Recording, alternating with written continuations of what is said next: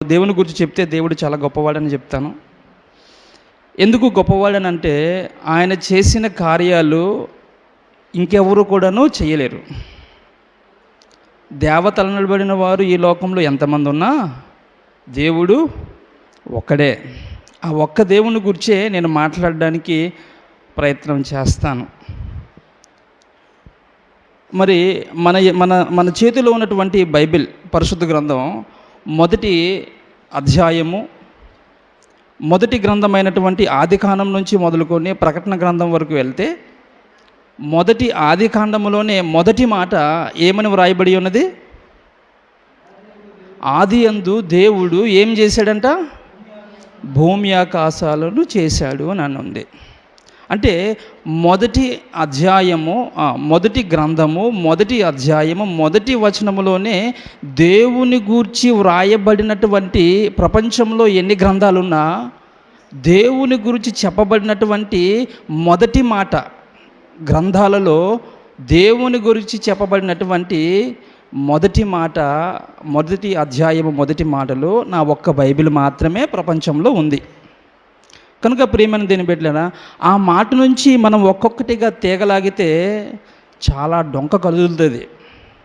ఆది యందు దేవుడు భూమి ఆకాశములను సృజించెను అన్న మాట అది చిన్న మాట కాదు, చాలా పెద్ద మాట. ఎందుకంటే ఆయన గొప్పవాడు అన్న మాటకి ఆ మాటతో మనము ఇంతేనేమో అని చెప్పలేము. ఇది చేయటానికి ప్రధానమైనటువంటి ఉద్దేశం ఏంటంటే, ఇవన్నీ చేసిన తర్వాత, సృష్టిలో ఒక భాగముగా చేసిన తర్వాత ఆ సృష్టిని ఏలడానికి ఒక ప్రత్యేకమైనటువంటి వ్యక్తులు ఈ భూమి మీదకి రావాలి అని అనుకున్నాడు ఆయన సంకల్పం. అందుకే మనం చెప్పబడుతున్నటువంటి ఈ మాటలలో ఒక అంశం పేరంటే మానవ జన్మలో దేవుని యొక్క సంకల్పం. మనిషి చాలామంది, ఈ సృష్టిలో ఎన్నో జీవరాశులు ఉన్నాయి, కోటాను కోట్ల జీవరాశులు ఉన్నాయి. ఆ జీవరాశులలో ఒకడైనటువంటి ఈ మనిషి చాలా సందర్భాలలో అదే మనిషి అంటున్నటువంటి మాట ఏంటంటే, అన్ని జన్మలోకెల్లా గొప్ప జన్మము ఏ జన్మము?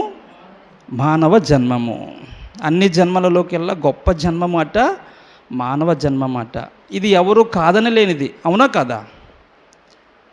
మనము మానవ జన్మ ఎత్తాలంటే పుణ్యం పుట్టుండాలట. చాలామంది హైందవ సోదరులు అనే మాట ఏంటంటే, అన్యులు చెప్పే మాట ఏంటంటే, ఒరే నువ్వు పుట్టావు అని అంటే నీకెంతో పుణ్యం చేసుంటే తప్ప మానవ జన్మ ఎత్తలేదు. ఆ జన్మలో నేను దేనిగా పుట్టుండొచ్చేమో, ఒక్కొక్కగా ఇంకేదో వాళ్ళ నమ్మకాలు మనం చూస్తూ ఉంటాం. ఇలా మనం మాట్లాడుతున్నప్పుడు అన్ని జన్మలోకెల్లా మనిషి జన్మ చాలా మంచి జన్మ. ఎందుకంటే సృష్టి అంతా కూడా అనుభవించటానికి ఈ మనిషి అన్నవాడు అతీతుడు. కనుక ప్రియమైన దేని బిడ్డలారా, ఈ మానవ జన్మ యొక్క దేవుని యొక్క సంకల్పాన్ని మనం చూడగలిగితే, దేవుని యొక్క సంకల్పాన్ని చూడగలిగితే చాలా ఆశ్చర్యం వేస్తుంది మనకి. అందుకే కీర్తనల గ్రంథము 100వ అధ్యాయం 3వ వచనంలో ఒక మాట దేవుడు వ్రాయించాడు. కీర్తనల గ్రంథము 100వ కీర్తన 3వ వచనం. కీర్తనల గ్రంథము 100వ అధ్యాయము 3వ వచనంలో ఒక మాట ఉంటుంది. ఏంటా మాట? త్వరగా మీరు చదవగలిగితే సమయాన్ని మనం చక్కగా యెహోవా ఏ దేవుడని తెలుసుకునడి, ఆయనే మనలను పుట్టించెను, మనము ఆయన వారము. మనుషులను ఎవరు చేశారు? మనలను ఎవరు చేశారమ్మా? దేవుడు చేశారు. అందుకే మనము ఈ కీర్తన గ్రంథంలో 100వ కీర్తన 3వ అధ్యాయంలో మనం తెలుసుకోవాలి. ఏమని తెలుసుకోవాలి? ఆయనే మనలను పుట్టించాడన్న సంగతి మనం తెలుసుకోవాలి. అలా మనం తెలుసుకున్న నాడే మన జీవిత పరమార్థం అనేది దాగి ఉన్నదన్న సంగతి మనం మర్చిపోకూడదు. దేవుడు గొప్పవాడు. దేవుడు గొప్పవాడుగా ఉండేటటువంటి ఆ గొప్పవాడు మనలను ఎందుకు చేశాడు అని మనం ఆలోచిస్తే, ప్రియమైన దేవుని బిడ్డలారా, దేవుని చిత్తం ఒకటి ఉంది, దేవుని సంకల్పం ఒకటి ఉంది. ఆ సంకల్పానుసారముగానే మనం పుట్టాం. కొన్ని సందర్భాల్లో తల్లి కూడా అంటుంది, నా కడుపులో నువ్వు ఉన్నప్పుడు ఆడపిల్లవనుకున్నానురా, మగవాడై బయటకు వచ్చావు అని అంటుంది. అవునా? కొన్ని తల్లిదండ్రులు అంటారు, పాప అనుకున్నాను కానీ బాబు పుట్టేశాడే, బాబు అనుకున్నాను కానీ అమ్మాయి పుట్టేసింది, ఏదైనా దేవుని బహుమానం కాబట్టి దేవునికి స్తోత్రం అని అంటాం. అంటే తల్లి కూడా తెలియదు. బయటకు వచ్చిన తర్వాత అమ్మాయో అబ్బాయో. ఈ రోజుల్లో అయితే టెక్నాలజీ వచ్చింది కాబట్టి టీవీలో చూస్తారు, స్క్రీన్లో చూస్తారు టెస్ట్లకు వెళ్ళినప్పుడు. మరి అప్పుడు మన అమ్మ నాన్నల టైంలో, తాతల ముత్తాతల టైంలో తెలుసా? ఎవడికి తెలియదు. ఇప్పుడు కూడాను టెక్నాలజీ లేదనుకో, ఫర్ ఎగ్జాంపుల్ టెక్నాలజీ ఉన్నా కూడాను మనం అంతవరకు వెళ్ళలేదనుకో, ఆరోగ్యంగానే ఉన్నామనుకో, మన టెస్టులు గట్రా చేసుకోలేదనుకో, మనకు తెలుస్తుందా? తెలీదు. అంటే పుట్టే పిల్లవాడు మగవాడా మరి ఆడపిల్ల అనేటువంటి కనే తల్లికి కూడా తెలియదు, ఇంకా తండ్రికి ఎక్కడ తెలుస్తుంది? కనుక ప్రియమైన దేని బిడ్డలారా, గర్భములో పెట్టేదే కూడా దేవుడే. ఆ గర్భములో పెట్టి నిన్ను నిర్మించేవాడు దేవుడే. ఆ దేవుడు నిన్నే ఎందుకు పుట్టించాలి, నన్నే ఎందుకు పుట్టించాలి? ఆయనకు పని పాట లేదంటామా? ఉద్దేశం లేదా? చాలా ఉద్దేశం ఉంది. అవన్నీ మనం ఒకసారిగా ఆలోచన చేయగలిగితే ఒకసారి ఒక మాటను చూద్దాం. ప్రకటన గ్రంథము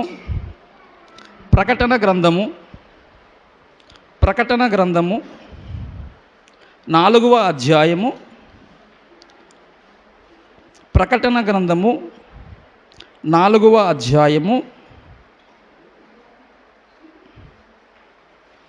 11వ వచనంలో 10-11 కలిసి ఉంటాయి. చివరి వచనం ప్రభువా అన్న మాట నుంచి.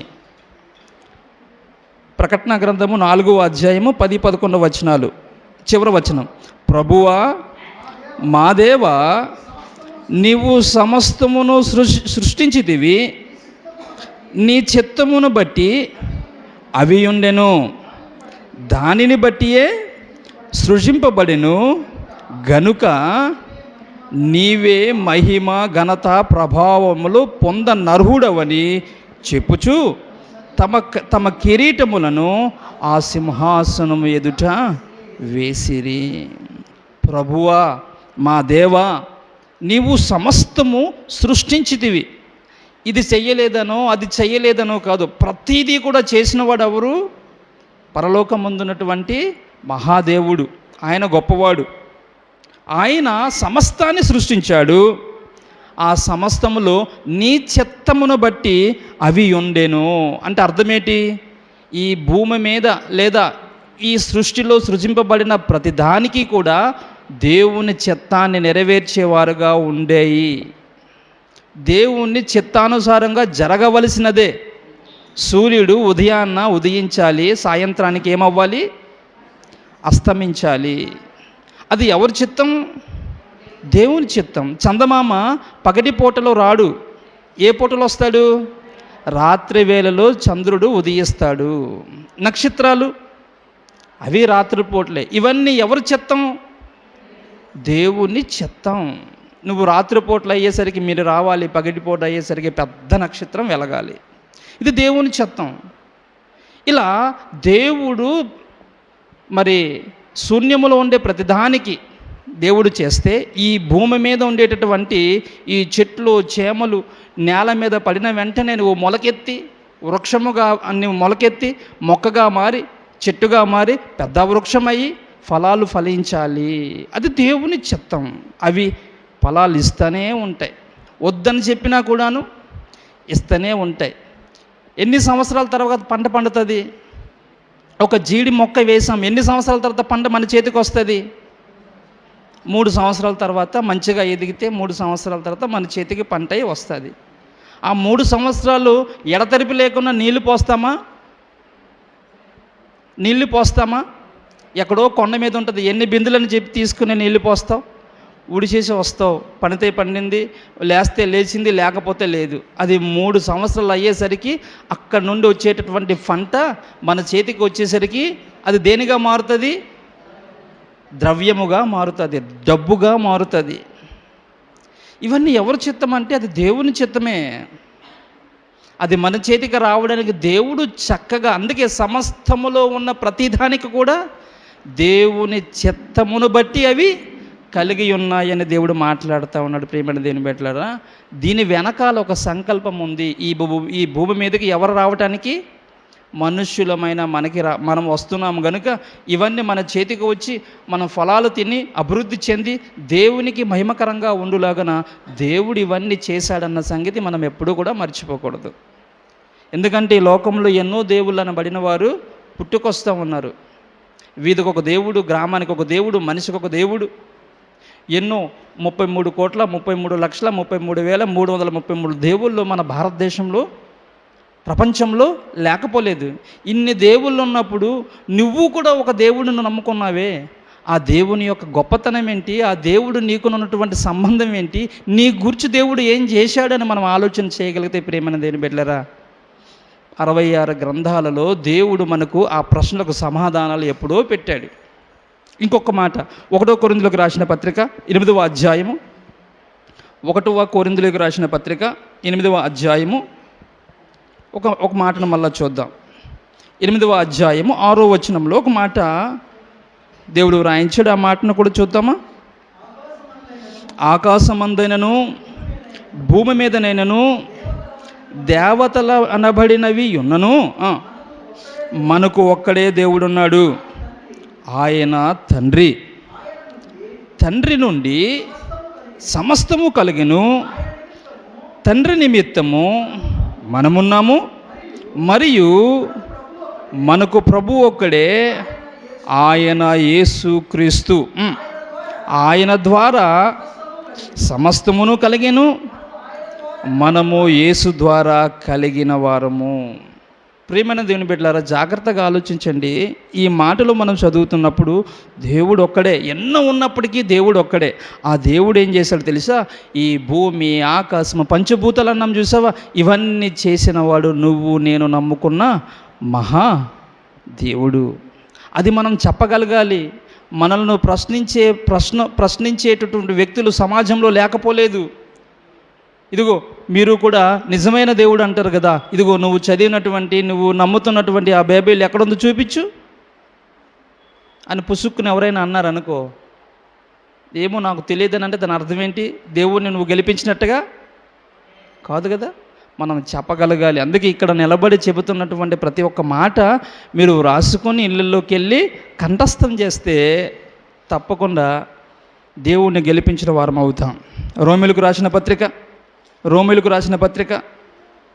11వ అధ్యాయము 36వ వచనం. రోమీయులకు రాసిన పత్రిక 11వ అధ్యాయము 36వ వచనం.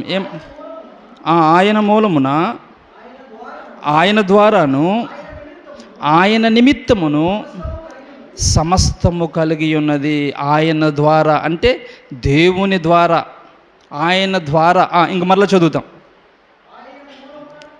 తండ్రి మూలమున, తండ్రి ద్వారాను, తండ్రి నిమిత్తమును సమస్తమును కలిగి ఉన్నది.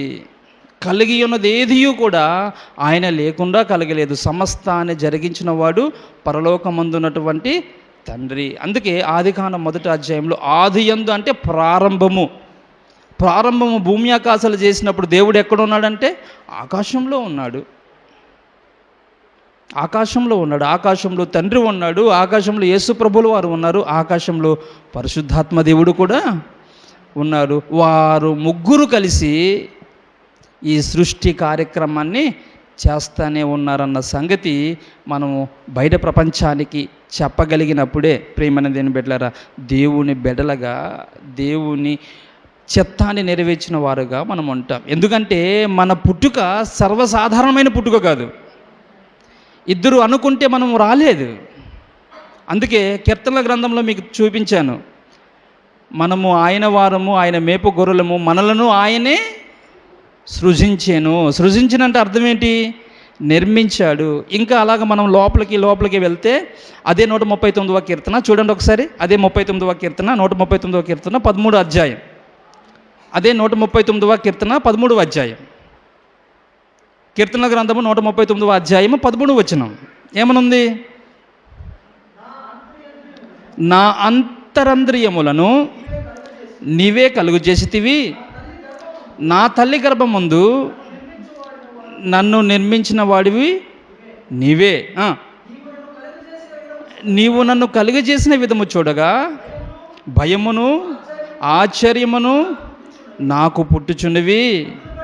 అందును బట్టి నేను నిన్ను కృతజ్ఞతాస్తుతులు చెల్లించుచున్నాను. మనం ఎప్పుడైనా దేవుని కృతజ్ఞతాస్తుతులు చెల్లించామా? సమస్తాన్ని కలిగించి అందులో నిన్ను చేసి వీటన్నిటికీ అనుభవించడానికి దేవుడు నీకు ఇస్తే, ఆయన చిత్తంలో ఆయన మహాసంకల్పమై ఉంటే, ఏనాటైనా దేవా నా జన్మమును బట్టి, నా పుట్టుకును బట్టి, ఇదిగో ఇప్పుడున్న నా వయసును బట్టి నీకు ప్రైజ్ ద లార్డ్ అని మనం చెప్పగలిగామా? వందనాలు చెప్పగలిగామా? ఏదో ఒక రోజు చెప్తాం, ఆ తర్వాత మామూలే. ఇది నా కోళ్ళు, నా ఆవులు, నా గేదెలు, నా గొర్రెలు, నా మేకలు. అరే అల్ల పొలంలో ఏమో నేను ఏమి తీయలేదు, ఆ పొలంలో వెళ్ళేమో నేను ఇంకా కలుపు తీయలేదు, గుండె వేయలేదు.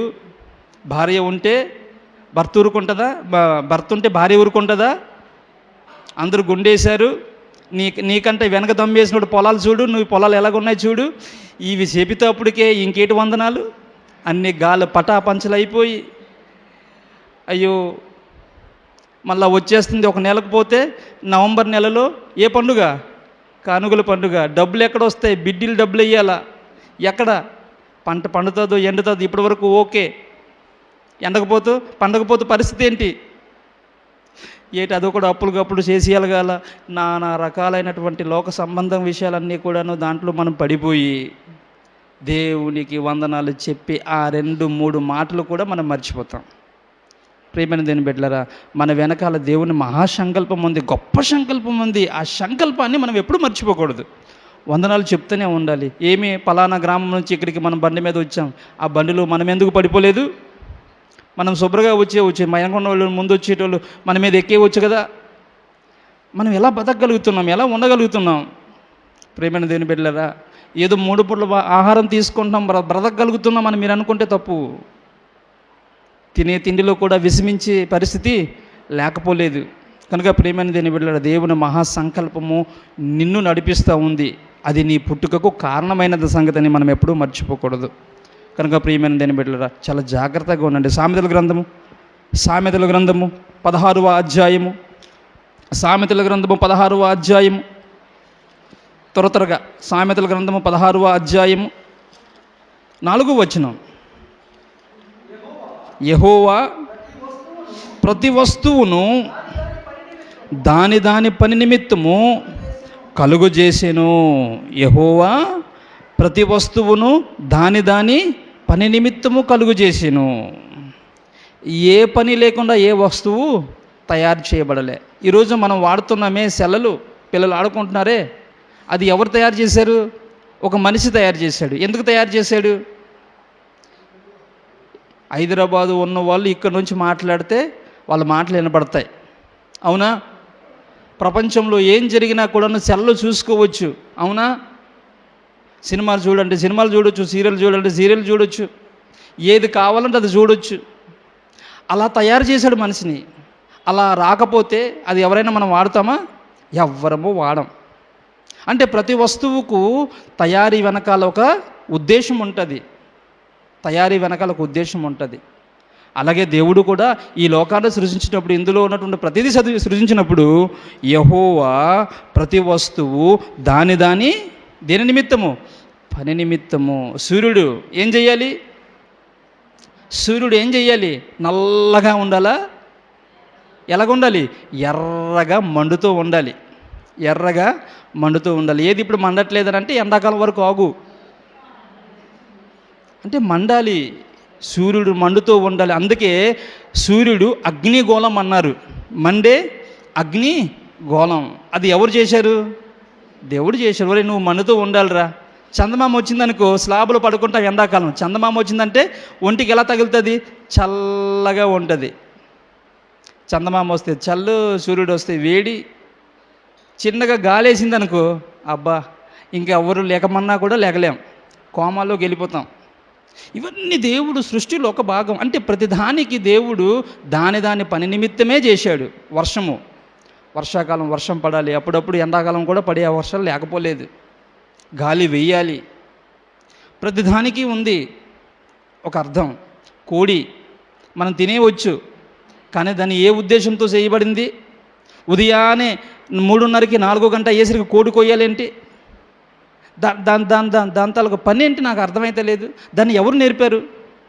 4 గంట అయ్యేసరికి పెందలక్కడ లేచే ముందు కోడి ఏం చేస్తుంది? నువ్వు లేకక మునిపే కోడి కోస్తుంది. ఎందుకు కోస్తుంది కోడి? అడిగి తెలుసు నువ్వు చంపుతావని తెలిసినా కూడా ఏం చేస్తుంది కోడి? ఒరే తెల్లారిపోయింది లెగిరా. మరి దాని జ్ఞానం ఎవరు చెప్పారు? ఆ పని ఎవరు చెప్పారు? ప్రియమైన దేవుని బిడ్డలారా, గొప్ప ఆశ్చర్యం కదా మనకి ఇవన్నీ మనం ఆలోచిస్తూ ఉంటే మనం తినే తిండి ఒంటికి ఎలా పడుతుందని మనకి. ఒరే కోడికి ఒక అర్థం ఉంది, దాని పని ఏంటో. సూర్యుడికి ఒక అర్థం ఉంది, దాని పని ఏంటో. చంద్రుడికి ఒక అర్థం ఉంది, దాని పని ఏంటో. గాలికి ఒక అర్థం ఉంది, దాని పని ఏంటో.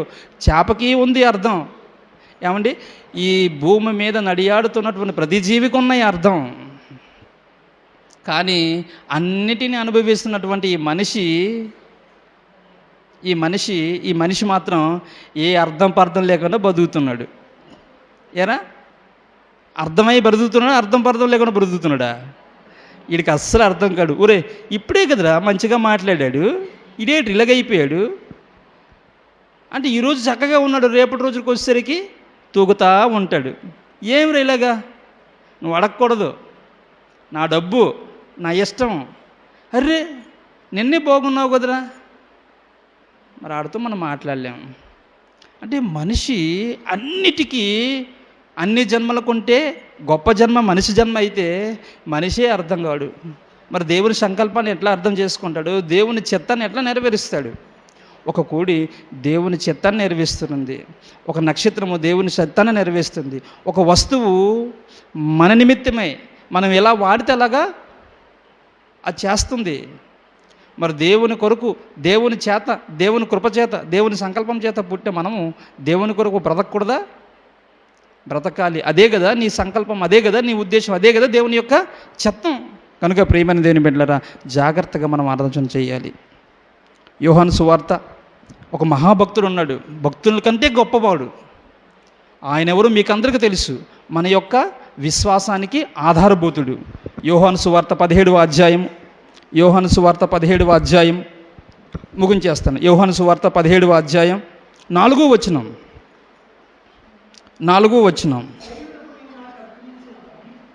చేయుటకు నువ్వు నాకు అప్పగించిన పని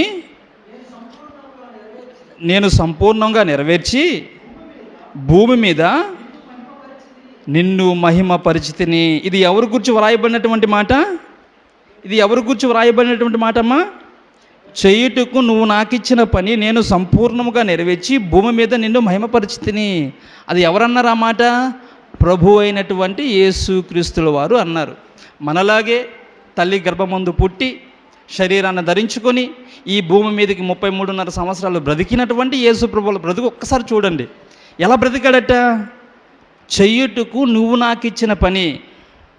ఆయన ఎక్కడుండేవాడు? మొదట యేసు ప్రభు పరలోకంలో. ఎవరితో ఉన్నవాడు? తండ్రితో ఉన్నవాడు, మహాదేవునితో ఉన్నవాడు. ఈ భూమి మీదకి మనలాగానే ఈ భూమి మీదకి వచ్చినప్పటికీ కూడా ఆయన ఎలా బ్రతికాడట? ఎలా బ్రతికాడమ్మా? ఎలా బ్రతికాడు? ఎక్కడా కూడాను తండ్రిని అగౌరవపరచలేదు, పరలోకమందున్నటువంటి దేవుణ్ణి అమర్యాదగా నడుచుకోలేదు. నువ్వు నాకిచ్చిన పని ఎలా చేసినట్ట? సంపూర్ణం. ఎలా చేశాను? సంపూర్ణం. మరి మనం కూడా ఎలా బ్రతకాలంటే యేసుప్రభు బ్రతుకు చూపించాడు కదా, అలా మనం బ్రతకూడదా? అలా బ్రతికితే కదా దేవుని సంకల్పాన్ని నెరవేర్చిన వారం అవుతాము. అలా నెరవేరిస్తే కదా మనం మరణించిన తర్వాత మహాలోకానికి వెళుతాము. అలా లేకుంటే మనం ఆ దేశానికి వెళ్ళగలమా? క్రైస్తవులముగా మనం ఎవరము? ఈ భూమి మీదకి శాశ్వతంగా ఉండిపోతామా? చాలామంది అన్నారు పరదేశులము అని అన్నారు, కొంతమంది పరవాసి. చాలామంది మరణిస్తే ఒక పాట పాడతారు, పరవాసమునే జగమున ప్రభువ నడుచుచుందిన నీ దారిన్ నా గురి. మన గురి ఎవరు? మన గురి దేవుని గురి. ఈ లోకంలో నేను ఎలాగొచ్చాను? ప్రయాణమే వచ్చాను. మరలా నేను ఎక్కడికి వచ్చాలి? నా ఉన్న స్థలానికి నేను వచ్చేయాలి. నా ఉన్న స్థలం ఎక్కడ? నేను ఎక్కడి నుండి వచ్చాను? పరలోకంలో. మనమందరం కూడా సిన్నోళం కాదమ్మా. మనం ఎక్కడి నుండి వచ్చాము? తల్లిలో నుంచి వచ్చాము. ఆ తల్లి ఎక్కడొచ్చింది? మరో తల్లిలో నుంచి వచ్చింది. ఆ తల్లి వెనక్కి వెళ్ళిపోతే మనం ఎక్కడ? ఆదాము, అవ్వ. ఆదాము ఎక్కడి నుండి వచ్చాడు? ఆదాము దేవుని యొద్ద నుండి వచ్చాడు. అది లోకా సువార్తలో చూస్తే తెలిసిపోద్ది. ఆదాము దేవునికి కుమారుడు. అంటే దేవుల్లో వచ్చినటువంటి ఆదాము నుండి వచ్చిన మనం అందరం కూడా మన మన మన దేశమే. ఏ దేశము? పరలోకం. అందుకే పరలోకము నా దేశము. అంతేనా? ఆ పాట పాడతామా? ఇది మన దేశం కాదమ్మా, మన దేశం పరలోక దేశము. అందుకే మరణము ద్వారా ఎక్కడికి వెళ్ళిపోతాము? పరలోకంకి వెళ్ళిపోతాం. మరి మరణం ద్వారా పరలోకం డైరెక్ట్గా మన టికెట్ అయిపోద్దా? టికెట్ అయిపోదు.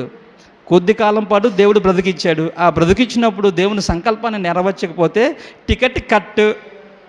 ఏటైపోతుంది టికెట్? సినిమాకి వెళ్ళాలనుకో టికెట్ తీసుకోవాలి.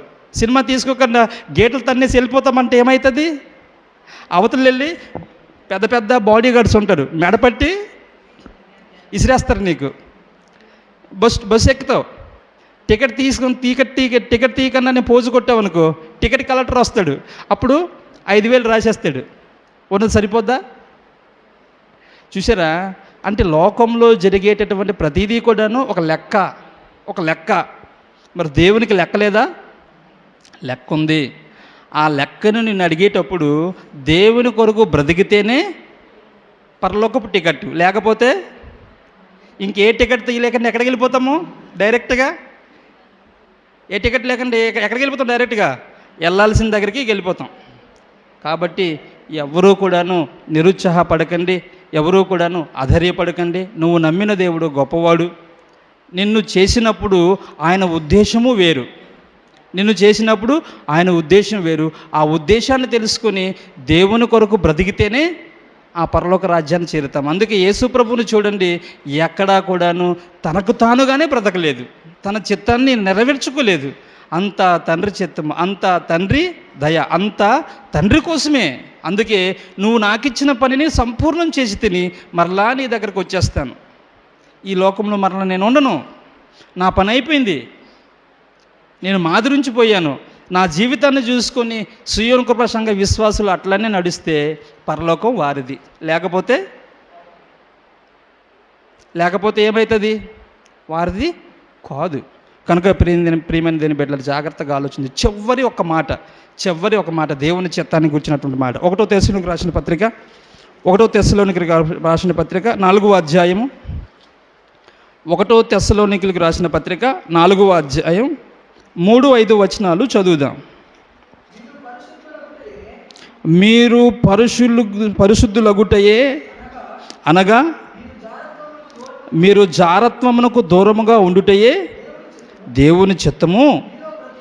మీలో ప్రతివాడును దేవుని ఎరుగని అన్యజనుల వలె కామాభిలాష యందు కాక పరిశుద్ధత యందును ఘనత యందును తన ఘటమును ఎట్లు కాపాడుకొనవలెనను అది ఎరుగుయుండుటయే దేవుని చిత్తము. దేవుని చిత్తం ఒకటి ఉంది. ప్రభు వల్లే మనము జీవించాలి, ప్రభు వల్లే మనము బ్రతకాలి, ప్రభులాగానే మనము ఈ భూమి మీద ముగించుకున్నంత వరకు పాత్రను పోషించాలి. అలా మనం పోషించుకున్నంత వరకు ఆ విధంగా మనం బ్రతికితే తప్ప ఆ మహాలోకానికి మనం చేరేవారుగా ఉండం. ఇదే కదా దేవుని యొక్క సంకల్పము. అందుకే మానవ జన్మలో దేవుని యొక్క సంకల్పం ఏంటి? దేవుని కొరకు మనం బ్రతికిన వారుగా ఉండాలి, బ్రతికి మరణించిన వారుగా ఉండాలి. మరి నేను దేవుని కొరకు బ్రతకాలంటే నాకు ఒక పాస్టర్ పదవి ఇవ్వండి, పాస్టర్మ పదవి ఇవ్వండి అంటే అవ్వకపోవచ్చు. దేవుడు నీకు ఇచ్చిన సంఘములో, నీ కుటుంబములో నీ ఆత్మను నువ్వే కాపాడుకునే స్థాయి వరకు నువ్వు ఉండాలి.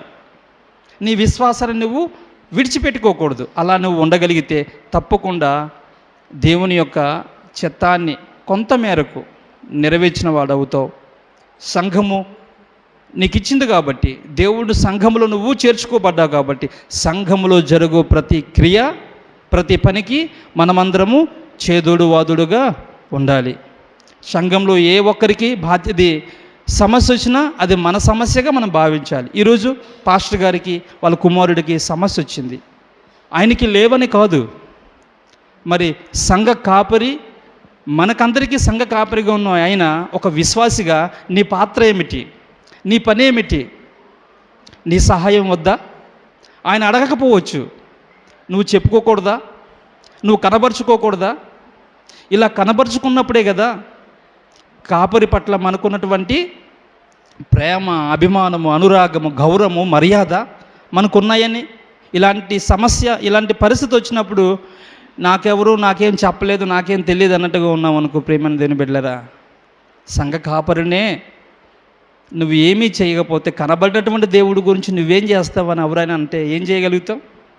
కనుక ప్రేమైన దేని బిడ్డలరా, ఆ సమయాన్ని మరి సంఘ సెక్రటరీ గారు కూడా తెలియజేస్తారు. అందరూ కూడా చేదోడు వాదుడుగా ఉండి మీకు తోచినటువంటి సహాయం, ఆయనకి లేవనే కాదు, దేవుడు సమస్తాన్ని ఆయనకి ఇచ్చాడు, చాలా సమృద్ధిగా దయచేశాడు.